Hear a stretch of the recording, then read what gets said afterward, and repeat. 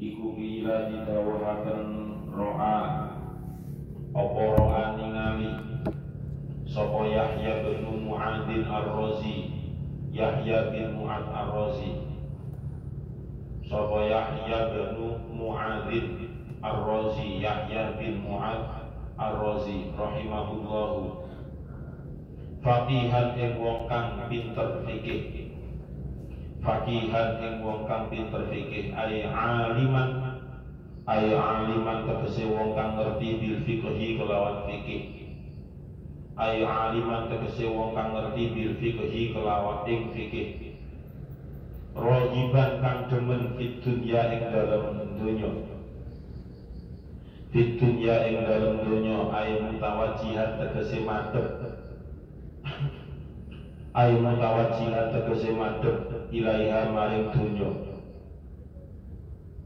ilaiha maring dunya. Faqala mongko dawuh sapa Yahya bin Mu'adzin, faqala mongko dawuh sapa Yahya bin Mu'adz Ar-Razi, ay Yahya tegese Yahya, ay Yahya tegese Yahya, ya sahibal ilmi, wong kang duweni ilmu, ya sahibal ilmi, he wong kang duweni ilmu, was sunnati lan sunnah, was sunnati lan sunnah, ay tegese ilmil, ay tegese ilmi hadisin nabi, ay tegese ilmi hadisin nabi, ngerti hadise Kanjeng Nabi Muhammad sallallahu alaihi wasallam.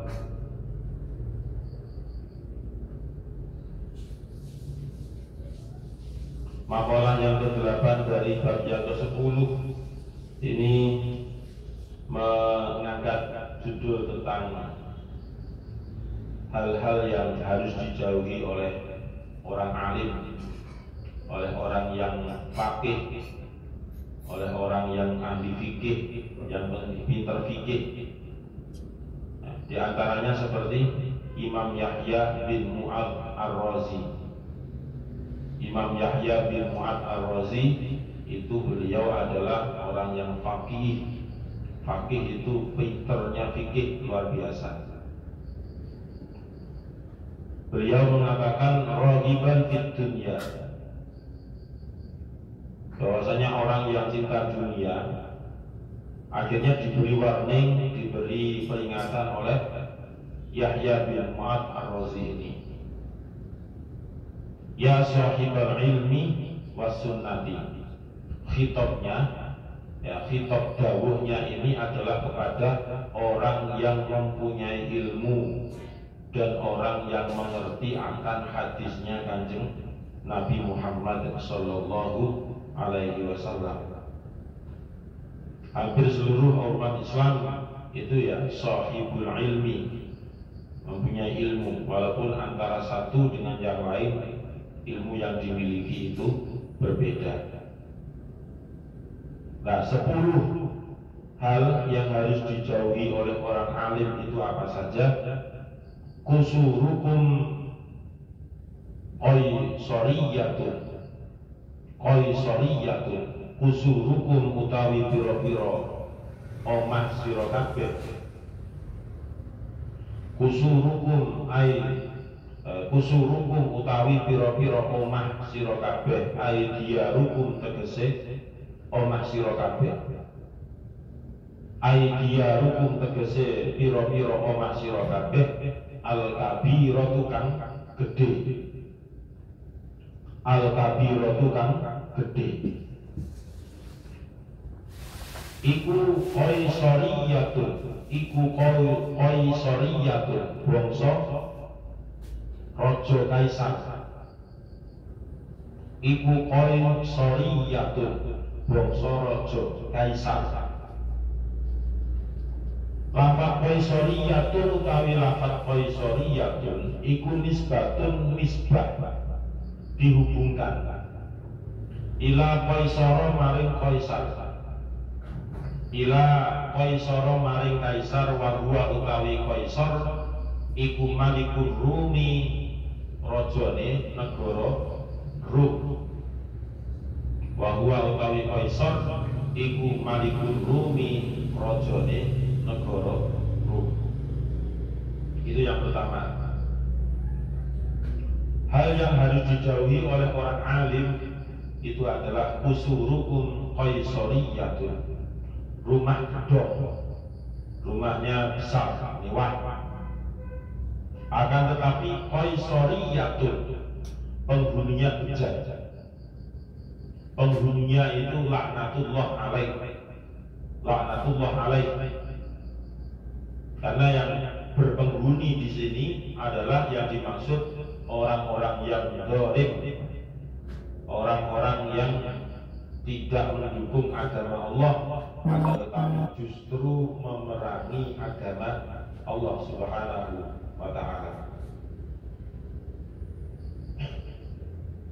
Jadi orang yang mempunyai rumah yang besar, mewah, itu harus digunakan dengan baik, harus disyukuri dengan baik, supaya tidak terjadi seperti Kaisar Romawi. Kaisar Romawi itu adalah ketika zamannya Kanjeng Nabi saat itu masih hidup, beliau ditantang betul oleh Kaisar Romawi ini, sehingga disebutlah Kaisar yang zalim.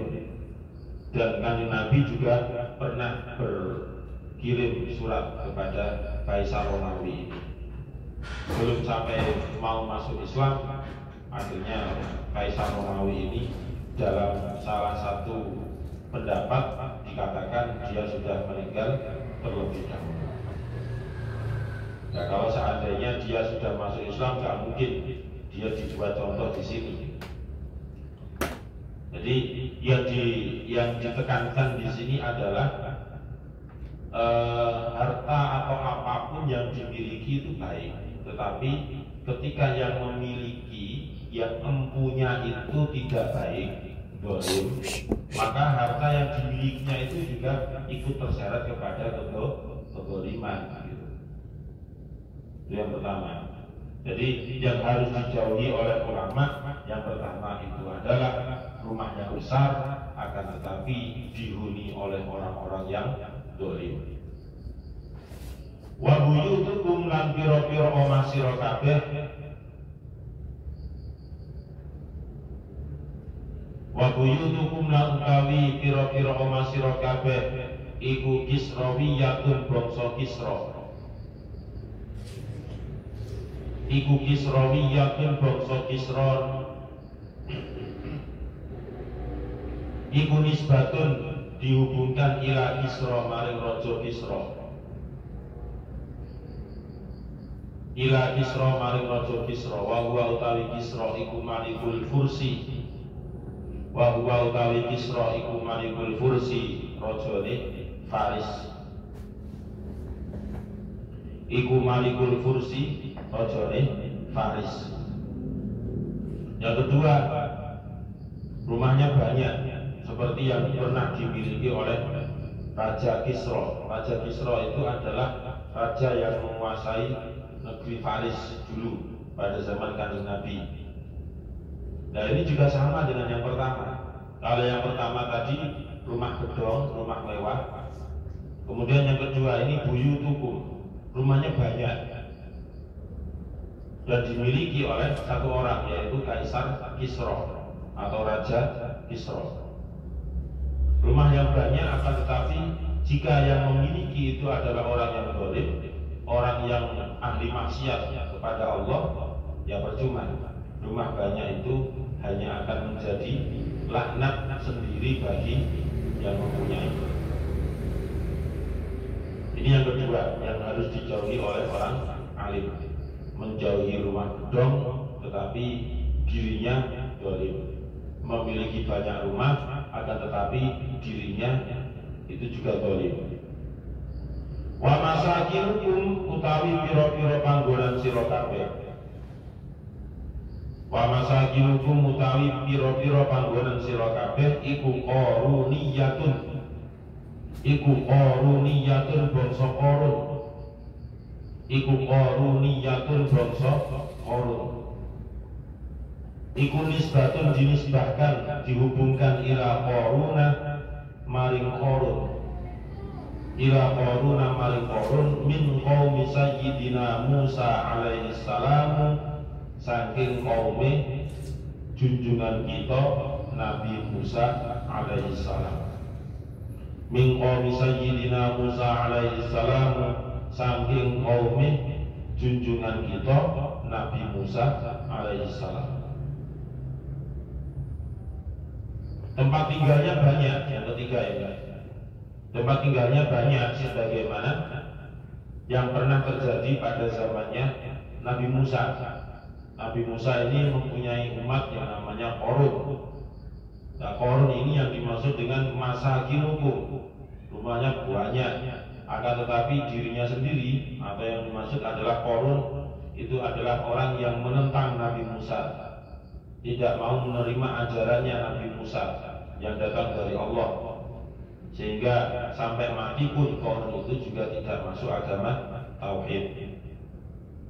Nah, berarti yang ketiga yang harus dijauhi oleh orang yang alim itu adalah tempat tinggal yang banyak, akan tetapi dirinya seperti Qarun, terlalu gemerlap, duniawinya luar biasa. Sehingga kalau di surat Al-Qasas itu diceritakan ketika orang-orang yang berilmu melihat Qarun, maka waqala alladziina utul ilma wa ilakum sawabullahi khairul liman amana wa amila sholihan wa la yulaqaha illas sabirun. Orang-orang yang berilmu ketika melihat kemegahan atau kekayaan Qarun itu wailakum, cilaka sira kabeh, sawabullahi pahalane Gusti Allah iku khairul luwih bagus liman kedue wong aman akan beriman sapa man wa amila lan berbuat sapa man sholihan ing perbuatan kang baik wala yulaqaha illa sabirun.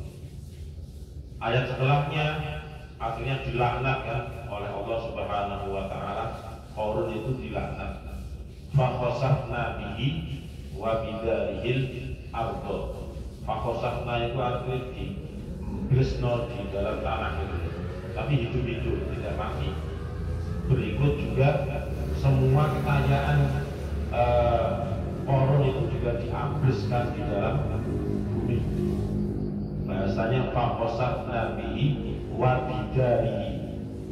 Jadi Qarun itu gak ambles ke dalam tanah, darnya, rumahnya, tempat tinggalnya itu juga diambleskan ke dalam tanah. Jadi sudah tidak ada yang famaka nalahu min fi'atin yang surunahu min dunillah. Gak ada yang bisa menolong kecuali Allah Subhanahu wa ta'ala. Dari cerita di Al-Quran itulah akhirnya sampai sekarang pun orang ketika menggali kuburan misalnya, ada lima menggali kuburan untuk dirinya sendiri, jadi dia menyiapkan kuburan sendiri. Ternyata nemu emas batangan, beratnya 1 ton, itu 24 karat. Nah, itu yang disebut dengan harta karun kan? Ceritanya kan dari sana tadi. Ceritanya dari Al-Qasas itu tadi. Faqasafna bihi wa bidarihil ardh, diambleskan ke dalam tanah sawong-wong ini. Jika nemu sesuatu yang berharga di dalam tanah, nah, berarti kan disebut dengan penemuan harta karun. Bukan harta yang lain, tapi harta karun. Maksudnya ya Qarun ini maksudnya. Tapi apakah setiap yang ditemu manusia emas yang di dalam tanah itu punya Qarun? Tidak. Itu untuk istilah saja, untuk memudahkan bahasa. Tetapi ketika orang yang tidak berilmu melihat kemegahan Qarun, maka dia itu tidak ingin. Apa itu ayatnya sebelum maqala alladziina utul ilma? Ya, ingin mempunyai kekayaan sebagaimana mislama utia Qarun itu. Mislama utia Qarun. Mereka juga ingin seperti yang diberikan kepada Qarun. Mereka berangan-angan, kapan saya bisa seperti Qarun, kapan bisa mempunyai kekayaan seperti Qarun, dan seterusnya. Itu bagi orang yang tidak beriman dan juga tidak berilmu. Nomor 3 yang harus dijauhi oleh orang alim itu adalah rumah banyak, akan tetapi dirinya sendiri itu dolim. Ya, dirinya sendiri itu terlalu gemerlap dengan duniawinya, tidak melaksanakan perintah Allah, tidak menjauhi larangan Allah. Wa abwabukum talutiyatun, wa abwabukum utawi pira-pira lawang sira kabeh iku talutiyatun, bangsa Talut. Wa abwabukum utawi pira-pira pintu sira kabeh iku talutiyatun, bangsa Talut. Iku nisbatun dihubungkan ila qaumi Taluta, ila qaumi Taluta maring qaumi Talut. Karena ana sapa Talut iku minal muluki, setengah saking pira-pira raja. Karena ana sapa Talut iku minal muluki, setengah saking pira-pira raja. Wa abwa buyutihim utawi pira-pira pintune omahe kaum Talut. Wa abwa buyutihim utawi pira-pira pintune pira-pira omahe kaum Talut iku aliyatun, dhuwur-dhuwur, tinggi-tinggi. Iku aliyatun, tinggi. Di dalam Al-Quran, falamma fasala Talutu bil junudi qala innallaha mubtaliikum binahar faman shariba minhu falaysa minni wa man lam yat'amhu fa innahu minni illa man yutarafa ghurfatan biyadi fasharibu minhu illa qalilan minhum falamma jawazahu huwa walladzina amanu ma'ah qalu la taqata lana al-yawma bijaluta wa junudi qala alladzina yadhunnuna annahum mulaqullah, dan seterusnya. Yang nomor 5 tadi itu orang yang alim harus menjauhi pintu rumah yang ditinggikan sebagai rasa congkak, sebagai kesombongan yang dimiliki oleh kaumnya Talut, ya, oleh kaumnya Talut. Nah, Talut itu siapa? Talut itu kana minal muluki, dia itu adalah seorang raja. Tapi yang kurang ajar itu adalah umatnya atau rakyatnya. Angel keadaannya. Nah itu. Begitu juga wasiyabukum utawi piro-piro pakaian sira kabeh. Wasiyabukum utawi piro-piro pakaian sira kabeh iku jalutiyatun, bangsa Jalut, Talut dan Jalut. Ini semuanya pada zaman Nabi Musa, yang hidupnya pada zaman Nabi Musa atau Dawud.